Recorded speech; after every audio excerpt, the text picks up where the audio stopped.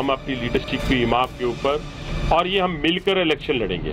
जहां जहां हमारा कैंडिडेट होगा पाकिस्तान पीपल्स पार्टी हमें सपोर्ट करेगी, और जहां इनका कैंडिडेट होगा हम उसको सपोर्ट करेंगे। अब इसमें कोई अभाम नहीं है, ना किसी हमारे कैंडिडेट को अभाम होगा, ना किसी ऑर्गेनाइजेशन को होगा, और यूं हम ज़िमनी इंतखाबात में एक तयशुदा फार्मूले के तहत हिस्सा लेंगे।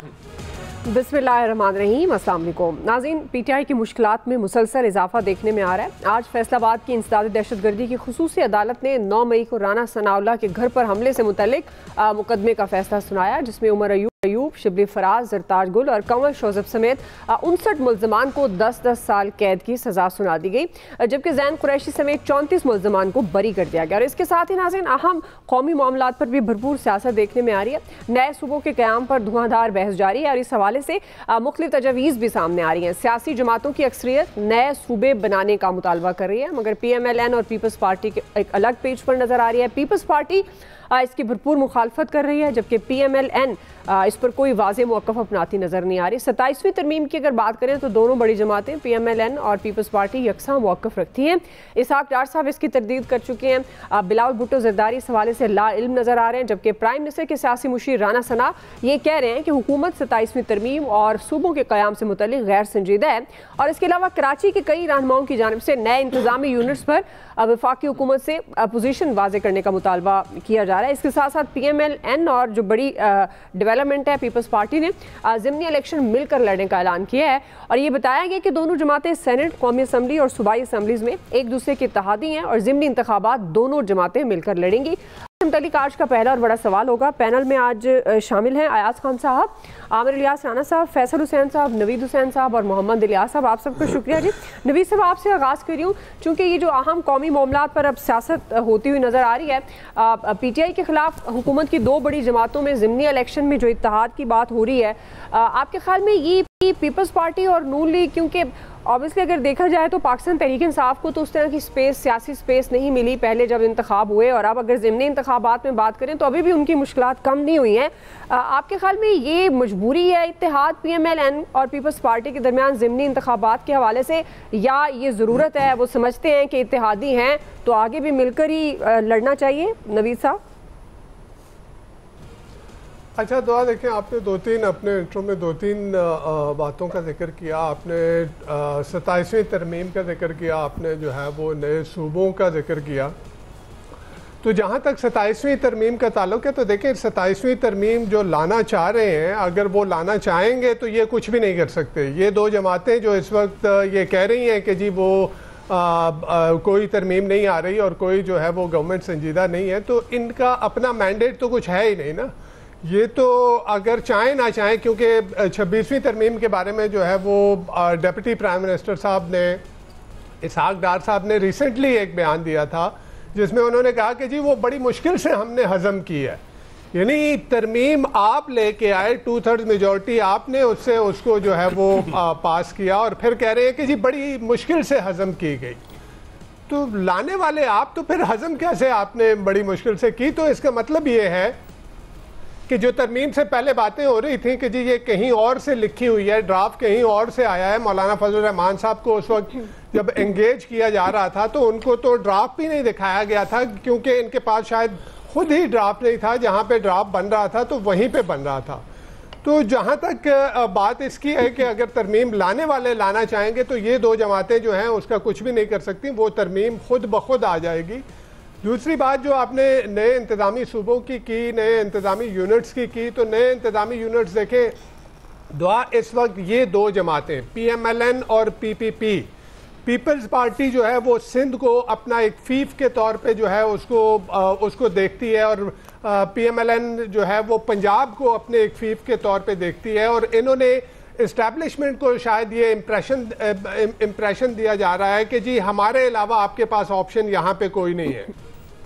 तो ये अपने ऑप्शन जो है वो इस्टेब्लिशमेंट के सामने अपने आप को रेलेवेंट बनाने के लिए ये जो है ये नए इंतज़ामी यूनिट्स की जो है ये मुखालफत करती हैं। हालांकि नए इंतज़ामी यूनिट्स जो हैं वो इस मुल्क की ज़रूरत है। ज़रूरत अभी देखें ना आप, जो हम लोकल गवर्नमेंट की बात बारहा फैसल ने भी इसी शो में की कि जी वो devolution of power to the grass root level क्यों नहीं हो रही? अगर devolution of power to the grass root level जो आपके लोकल गवर्नमेंट इलेक्शन के तहत होनी है, क्यों नहीं लोकल गवर्नमेंट इलेक्शन को, लोकल गवर्नमेंट्स को एम्पावर किया जाता?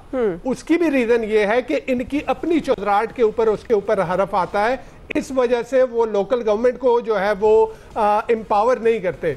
यही रीजन है कि जो नए इंतजामी यूनिट्स के सामने इनके लिए जो है वो ये समझते हैं कि इनकी चौधराहट जो है उससे ख़त्म हो जाएगी, इनकी रेलेवेंसी जो है वो एस्टैब्लिशमेंट के सामने वो ख़त्म हो जाएगी।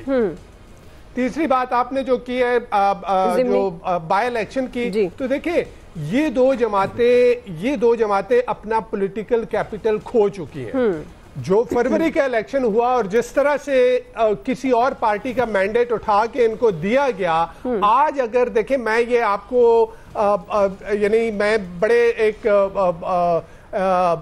जिम्मेदाराना तरीके से ये कहूंगा कि अगर आज इलेक्शन होता है और फ्री एंड फेयर एक ट्रांसपेरेंट इलेक्शन होता है, एक free and fair election commission of Pakistan के तहत होता है, तो आप देख लें कि दूध का दूध और पानी का पानी हो जाएगा कि लोग कहां वोट देते हैं। इन लोगों ने हमें पाकिस्तान के 24 करोड़ 25 करोड़ अवाम को बेवकूफ बनाया, वोट को इज्जत दो का नारा लगाया, democracy is the best revenge, ये हमें जो है ये भाषण दिए गए, ये आज किस मुंह से जो है ये डेमोक्रेसी की बातें करेंगे?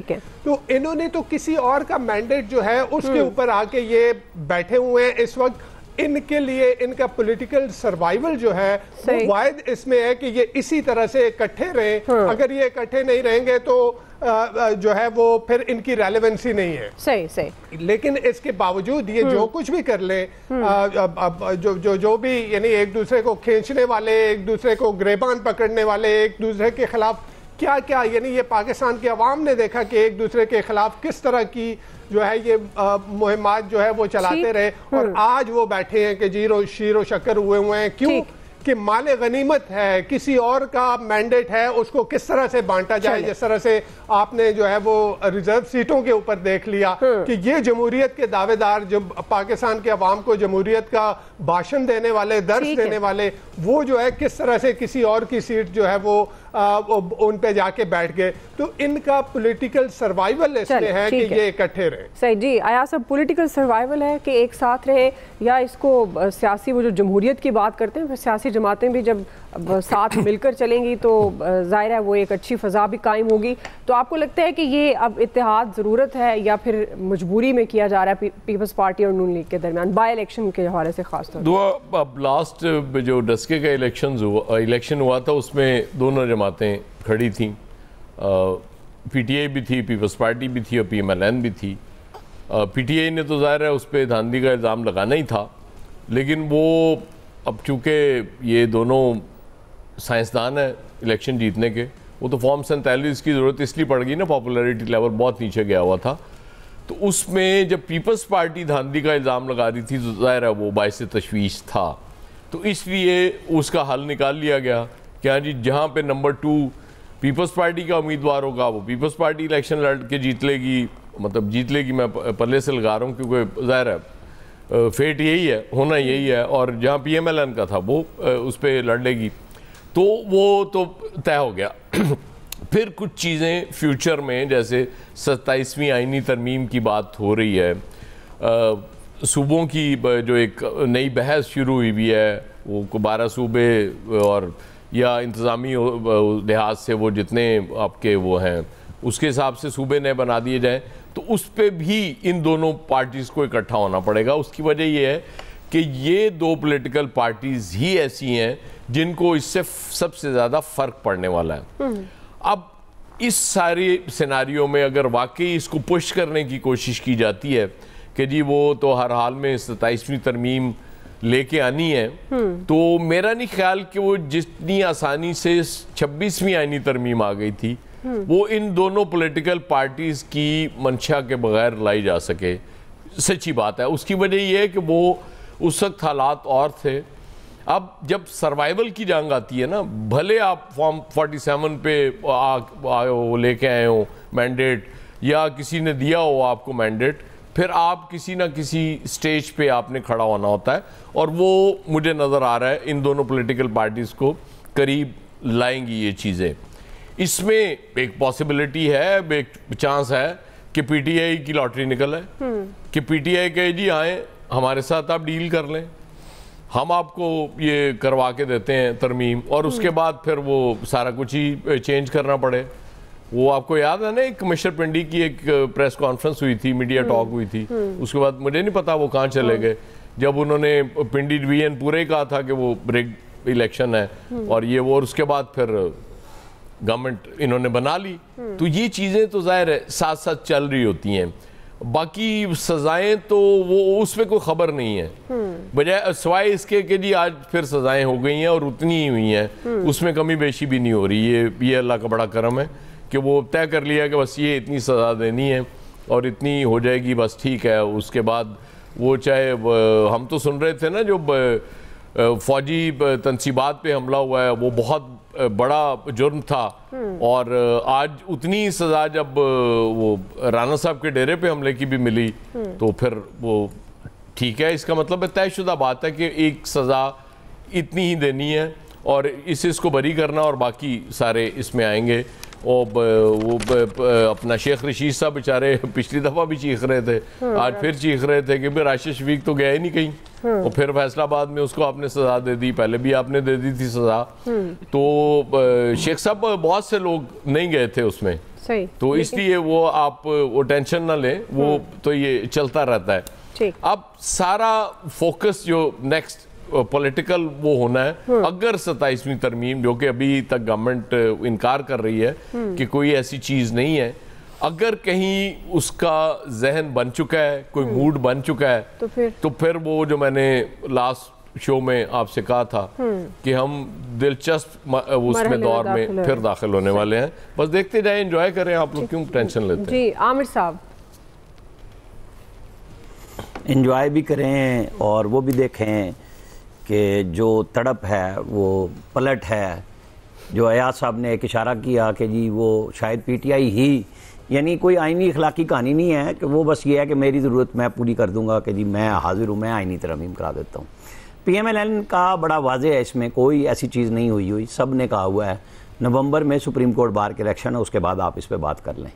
अच्छा, जहाँ तक सूबों पर बहस है, अच्छा सूबों में पीपल्स पार्टी सिंध के अंदर तकसीम के ख़िलाफ़ है, पंजाब में साउथ पंजाब उन्हें चाहिए क्योंकि वो उनकी वहाँ की सियासत की ज़रूरत है। ये पाकिस्तान के अंदर हमेशा से होता आया। मीर ज़फ़रुल्लाह जमाली मरहूम कहा करते थे डिवीज़न वाइज सूबे बना दें, ज़्यादा बना दें। इंतज़ामी तौर पे कोई बंदा इनकार नहीं कर सकता कि हमें तकसीम की ज़रूरत है, बलूचिस्तान के अंदर भी, KP में भी, सिंध में भी, पंजाब में भी, ताकि ये अच्छे चलें। लेकिन ये जो प्रपोजल चल रही है ना कि जी वो जितनी डिवीजन है उतने बना दे, तो उतना ही एलीट कल्चर चीफ मिनिस्टर्स का आएगा ना। हर डिवीजन तो उतने पैसे नहीं रख सकती, लेकिन वसाइल तो देने होंगे। लेकिन मेरे हिसाब में पहला मरला वो होना चाहिए 27वीं तरमीम में, जो भी कुछ आप ला रहे हैं, बल्दियाती इदारों का पक्का क़याम और सूबों से आइनी तौर पे हर ज़िले के लिए पैसे शिफ्ट करने का ऑटोमेटिकली सिस्टम, कि विफाक से ले रहे हैं, अपने ले रहे हैं, हर ज़िले का प्रोपोर्शनली जो सिस्टम बन रहा है उसमें वो पैसे लाजमी जाएं, वो डिस्क्रिशन पे ना हो, वो इंतज़ामी तौर पे उनको देने की पाबंदी की जाए। फिर आगे चल के आप तकसीम करा लें। सूबों में जो बहस करानी है लंबी चौड़ी है, कोई ये हैपोथेटिकली नहीं है। आप करेंगे नाकाम हो जाएंगे। ये नहीं है कि ये नून और पीपल्स पार्टी ने मुखालफत कर दी है तो हम उसका सवाल रख लें, नहीं। हर बंदा अपनी अपनी जगह पे देखे ना। वो सिंध पे कहते हैं धरती की तकसीम नहीं करेंगे, तो पंजाब पे कहते हैं नहीं सराय की सूबा चाहिए। फिर भावलपुर वालों ने कहा हमें भी सूबा चाहिए क्योंकि हम तो रियासत थे। भाई पोटवार वाले कहते हैं, हजारा वाले कहते हैं, साउथ KP कहता है। फिर वो अपनी अपनी तकसीम है, फाटा की तकसीम है, बलूचिस्तान के अंदर बलोच पश्तून की तकसीम है, फिर कल्लात की रियासत की अलग से तकसीम है जो पहले से थी। तो अगर हम इनको गिने, लेकिन आपके पास पैसे कहाँ से हैं वो नहीं है अभी। ये बहस बराए बहस है, चलनी चाहिए कोई किसी अच्छे अंजाम तक पहुंचने के लिए। लेकिन अगर आप सोच रहे हैं कि जबरदस्ती करनी है तो वो नहीं हो सकती। इसके ऊपर लंबा चौड़ा ठीक ठाक पब्लिक होना चाहिए। आप रेफरेंडम करा लें। रेफरेंडम में भी हमेशा यही कहेंगे कि जी वही फॉर्म 47 है। आपका तो सवाल ही ये था, हाँ या ना। हमारे यहाँ तो रेफरेंडम वैसे ही बदनाम हो चुका है, रेफरेंडी बना दिया गया उसे, चाहे वो 19 दिसंबर 1984 का हो या जनरल परवेज मुशर्रफ का हो, इलेक्शन हो, कुछ उसमें वो कोई मसला नहीं है, ये हमारे यहाँ चलता है। लेकिन मसला है, लोगों की सुई फंसी हुई है कि 24 में धांधली हुई, 18 में नहीं हुई। 18 की धांधली जायज थी, 24 की जायज नहीं है। जब तक आप सबको जायज और नाजायज को एक पलड़े में रख के इनका करेंगे कि जी आइंदा के लिए आपने क्या करना है, आप बहस करते रहे, बैठे हुए फार्म 47 वाले हैं, इनके पल्ले कुछ नहीं है, वो जो मर्जी कहते रहे, हुकूमत तो चल रही है, काम तो आहिस्ता आहिस्ता चल रहा है। जिनकी ख्वाहिश थी कि ये मुल्क दिवालिया हो, वो नहीं हो सका, अल्लाह का शुक्र है थोड़ी सी बेहतरी की तरफ चल पड़ा है। आम आदमी की बेहतरी के लिए काम होना चाहिए, चाहे कोई करे। आप जनरल परवेज मुशर्रफ के ऊपर, मुझे उनके उसके ऊपर नहीं था, लेकिन उसके सिस्टम के अंदर कुछ जरूर फैलाते हो जो मैं हमेशा उस वक्त अखबारात में लिखता भी रहा और कहते भी रहे हम कि हाँ ये गलत है। लेकिन ओवरऑल एक सिस्टम बल्दियाती उसके बगैर चलता नहीं है मुल्क, ये दुनिया भर में इसलिए राइज है, इसको होना चाहिए। ज़िमनी इलेक्शन में जो अयाज साहब ने बात कही ना कि ये जो अब आने हैं, सिंपल सी बात है कि आप देख लें कि मुजफ्फरगढ़ में जमशेद दस्ती पे पीपल्स पार्टी नंबर 2 पे थी, चित्राल में नंबर 2 पे थी पीपल्स पार्टी, तो वो उन्हीं के कैंडिडेट्स को जाएंगे। अब अहमद खान बच्चर पे नून वाले थे, वहाँ अली हैदर खान न्याजी को उन्होंने दिया, जो वता खेल बड़ा कबीला है कि इलेक्शन वहाँ पे बनता है, वो उनको मिलेगा। बाकी जगह पे PMLN ही पंजाब में नंबर 2 थी, तो इसलिए दोनों ने इमिकेबली सॉल्व कर लिया। जो उन्होंने सियालकोट में इलेक्शन लड़के देख लिया ना, PMLN के जो फौत हुए थे MPA, उनकी बेटी के मुकाबले में, तो क्या रिजल्ट मिला था। तो मेरा ख्याल है ये इन सब ने सोच लिया कि इस तरह बेहतर है और वो अनाउंस भी कर दिया। जी फैसल साहब, एक तो ये ज़बरदस्ती वाली जो बात है ना, यहाँ तो जो फैसले जिस पे कौम एक तरफ खड़ी भी थी ना, वहाँ ज़बरदस्ती करके फैसले जो है ना मना लिए गए।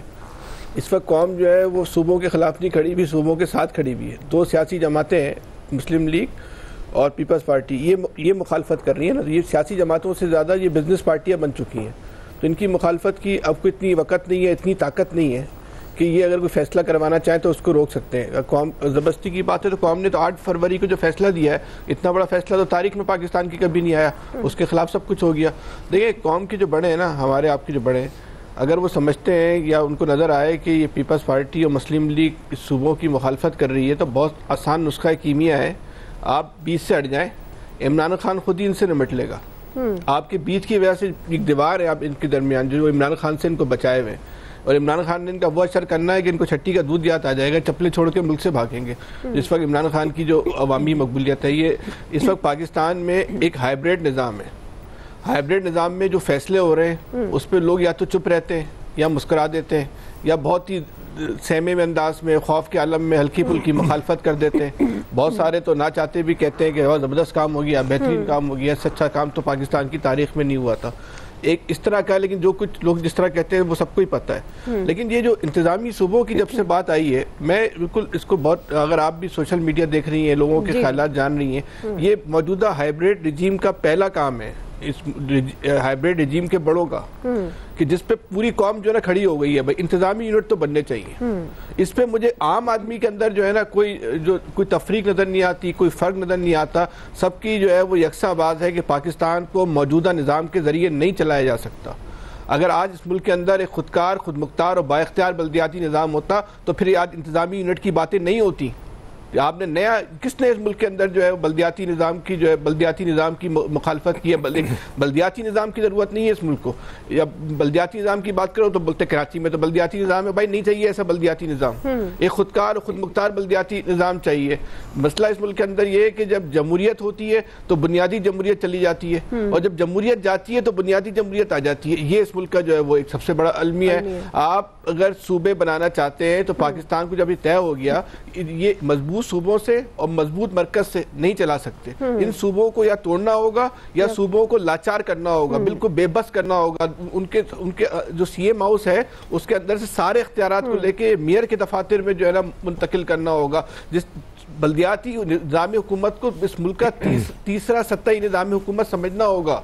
उस वक्त सूबों से कोई ताल्लुक नहीं होना चाहिए, सूबों के पास कुल्हाड़ी नहीं होना चाहिए कि जब चाहे हथौड़ा मार के उसके इख्तियारात को छीन लें। आपको बल्दियाती इदारों के इख्तियारात को आईनी तहफ़्फ़ुज़ देना होगा। आपको CM और वज़ीर आला को जो है सिर्फ एक मॉनिटर की हैसियत से रखना चाहे तो रख ले, वरना उसकी ज़रूरत भी नहीं है। गवर्नर के ओहदे की कोई ज़रूरत नहीं है। अच्छा, अब एक बात यह है, अगर आपको सूबे बनाने में किसी को एतराज़ है तो ना बनाए, आप जो डिवीज़न की सतह पे एक बहुत मजबूत तरीके का बल्दियाती निज़ाम बनाएं और उन्हीं जो उसके जो नाज़मीन हो उस पर मुश्तमिल जो है असम्बली बना दें।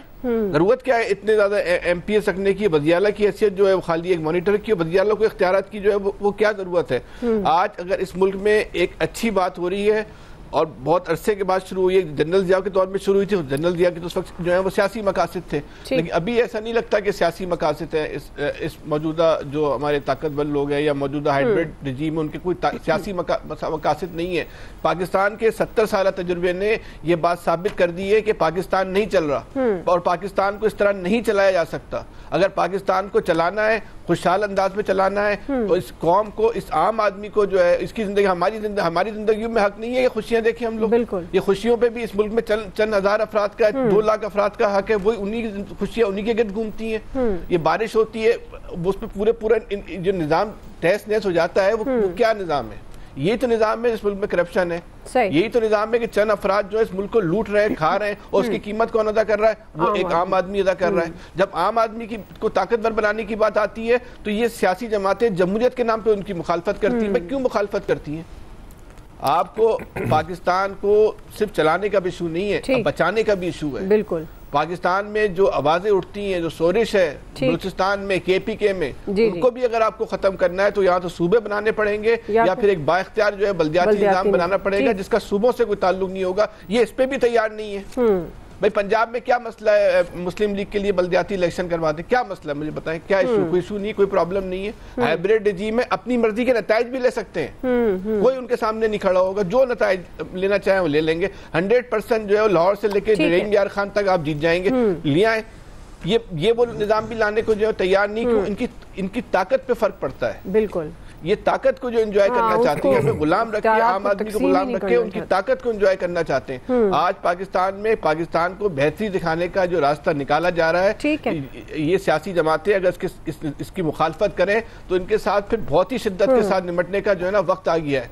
यही वक्त है जब बड़े फैसले करने पड़ेंगे। आज हमने बड़े फैसले नहीं किए तो इसकी हमें बड़ी कीमत अदा करनी पड़ेगी। लियाज साहब, लेकिन सियासी जमातों का, ये नून लीग और पीपल्स पार्टी का तो बनता है, क्योंकि इतने बड़े सूबे, इतने माली वसाइल और फिर अख्तियारात, फिर इनकी चुदराहट वगैरह जो है ये फिर ख़त्म हो जाएगी। अगर डिवीजन, नए डिवीजन बनते हैं, नए यूनिट्स बनते हैं तो उसके मुताबिक नए सूबे बनेंगे तो हर सूबे का एक अलग वज़ीर आला होगा। अख्तियारात निचली सतह पर जो हैं वो सही मुंतकिल होंगे, उनके मसाइल लोगों के हल होंगे, लोगों को वसाइल मिल सकेंगे, ताकि जो तरक्याती जो पसमानदगी है, जैसे कि दूसरे, जैसे जनूबी पंजाब में, दूसरे इलाकों में, पसमानदा इलाकों में, तो फिर वो उसे एहसास महरूमी नहीं रहेगी। ये बहुत पहले हो जाना चाहिए था। इनको इस तरह करने, या तो फिर ज़िली निज़ाम बना के चलाना चाहिए था इनको, ताकि डिस्ट्रिक्ट निज़ाम चलता, हर सूबे को उस बंदे को उधर से जनूबी पंजाब से लाहौर ना आना पड़ता या मुल्तान ना जाना पड़ता, उसको उसके इलाके में जो वसाइल मिलते, उसके इलाके में एजुकेशन मिलती, उसके उधर ही रोज़गार मिलता। तो फिर यही हल है कि इन तमाम जो तासुब, ये आपस में एक दूसरे के ख़िलाफ़ नफ़रत है, इसको ख़त्म करने के लिए हर यूनिट नए बनाएं ताकि मसाइल और उनके वसाइल वगैरह जो हैं उधर ही खर्च हों। तो ये तो कोई नहीं चाहेंगे कि चुतराहट ख़त्म हो, ये इस तरह चाहेंगे तो जाहिर है इसमें अमेंडमेंट लाने की तो फिर मुखालफत होगी।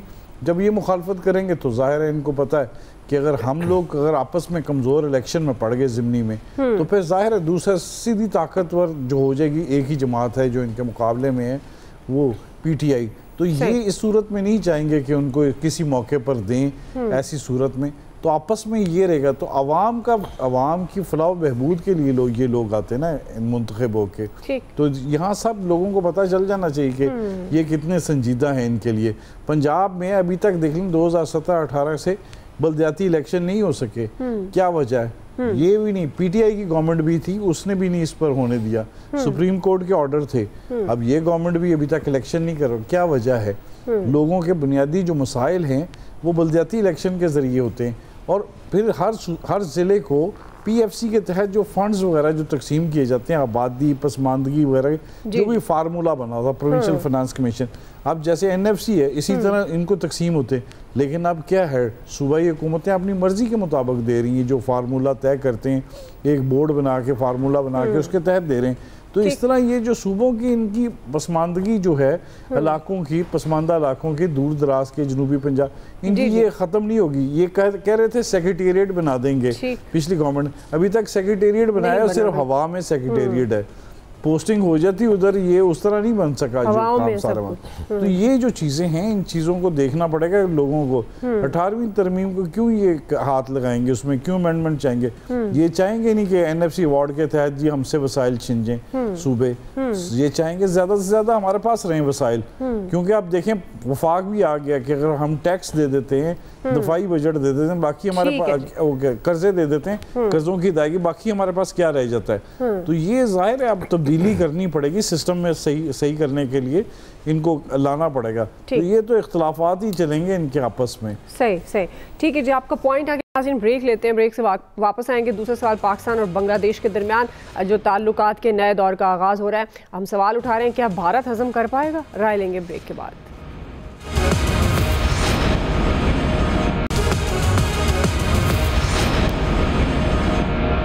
वेलकम बैक नाज़रीन, हम बात करें पाकिस्तान और बांग्लादेश के दरमियान ताल्लुकात के नए दौर के हवाले से। वज़ीर ख़ारजा इसहाक डार ने 13 साल बाद बांग्लादेश का दौरा किया है और दोनों मुल्कों के दरमियान 6 मुआहदों पर भी दस्तखत हुए हैं। बांग्लादेश ने 1971 के बाद पहली मरतबा पाकिस्तानी हुकाम के लिए वीज़ा की पाबंदी भी ख़त्म की है। आया साहब, आपसे आगाज़ करी हूँ, चूँकि ये पाकिस्तान और बांग्लादेश के दरमियान जो बढ़ते ताल्लुकात हैं, ये कितनी अहमियत के हामिल हैं, और ख़ास तौर पर उस वक्त जब पाकिस्तान की हमसाया ममालिक के साथ एक अच्छे ताल्लुकात का आगाज़ हो चुका है, तो भारत इसको किस तरह से लेगा, कैसे हजम करेगा ये सारी सिचुएशन? भारत के लिए तो पहले ही हजम करना बड़ा मुश्किल हुआ है। ये देखें, ये नेचुरल इत्तेहाद है जो पाकिस्तान और बांग्लादेश के दरमियान बनता है। वो एक अननेचुरल इत्तेहाद इंडिया के साथ बनाने की शेख मुजीब ने भी कोशिश की, उनकी बेटी ने भी कोशिश की, और उसके बाद उनका अंजाम आपके सामने है। तो नेचुरल इत्तेहाद आराम से बनते। भारत से खित्ते का कोई मुल्क खुश नहीं है। इवन नेपाल, भूटान, जिसकी आप बात करें, सब उसकी हेजमनी से तंग है। तो ये इसीलिए पाकिस्तान के लिए स्पेस बन रही है, और ये बड़ा अच्छा कर रही है हमारी गवर्नमेंट और हमारी रियासत के रीच आउट कर रही है, और इसका फ़ायदा हो रहा है। और हर गुजरते दिन के साथ इंडिया की मुश्किलात हम बढ़ा रहे हैं, और कुछ मोदी साहब खुद भी बढ़ा रहे हैं। सही जी, आमिर साहब।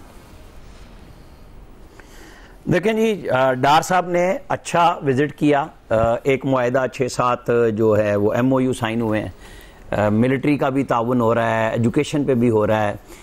ये जो एक दूरियां थी, तलखियां थी, वो कम हो रही हैं और पायदार बुनियादों पे बात हो रही है। मेरे ख्याल में शहबाज शरीफ साहब का भी विज़िट जल्द हो जाएगा, उनकी तरफ भी दावत है, उनकी तरफ से भी है। और ये जो इंडिया ने किया है वो काटा है, जो बोया है वो काटा है। अब वक्त यही वाला है कि हर तरफ ताल्लुकात ठीक होने चाहिए। पाकिस्तान की सफारतकारी बेहतर अंदाज में चल रही है। मेरे ख्याल में इससे अच्छा कुछ नहीं हो सकता कि जो लड़ाइयाँ थी वो खात्मे पे चल रही हैं और वहाँ भी गलतफहमियाँ दूर हो चुकी हुई हैं पाकिस्तान के हवाले से। ऑफिशियल पासपोर्ट पे, डिप्लोमेटिक पासपोर्ट पे अब वीज़े की वो ख़त्म हो गई है चीज़ें। अच्छी बातें हुई हैं, बेहतर ताल्लुकात और बढ़ेंगे ये आगे चल के इंशाल्लाह। सही। क्विकली नाज़रीन, ब्रेक से वापस आएंगे, यहीं से कंटिन्यू करेंगे।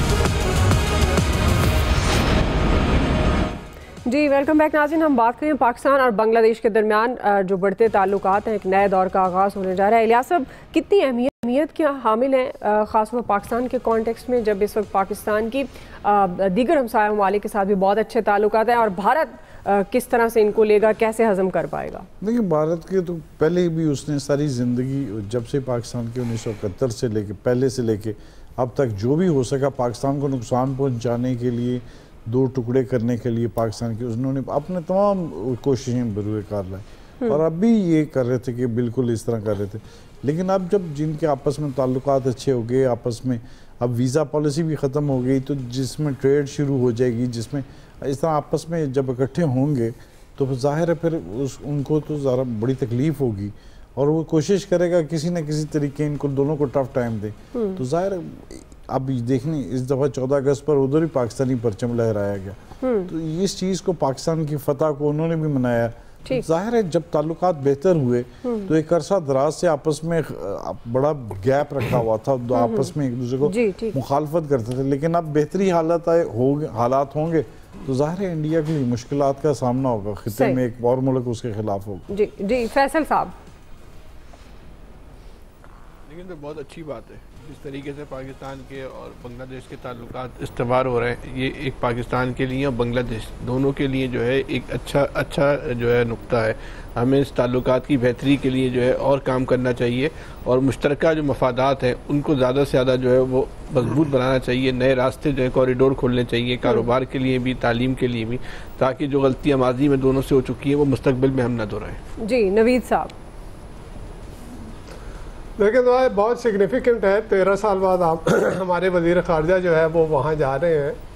लेकिन मैं ये यहाँ पे एक बात ये कहूँगा कि ये हमारी सिफारतकारी से ज़्यादा यहाँ पे Modi, Indian prime minister Narendra Modi की जो है उसकी हेजेमोनिक जो सोच है और जो शेख हसीना की तर्ज सियासत थी, आमराना तर्ज सियासत थी, उसका बहुत बड़ा रोल है कि पाकिस्तान के लिए एक विंडो ऑफ अपॉर्चुनिटी बनी। इस विंडो ऑफ अपॉर्चुनिटी को, इससे फ़ायदा उठाना ये पाकिस्तान के लिए इम्पॉर्टेंट है। लेकिन इसका हरगिज़ मतलब ये नहीं है कि माजी की तलखियाँ बुला दी गई हैं। अभी भी आप देखें दोबारा से जो है वो एक पाकिस्तान से माफ़ी का मुतालबा किया गया है 71 के वाक़यात के ऊपर। हालांकि 1974 में और 2002 में पाकिस्तान उसके ऊपर माजरत कर चुका है।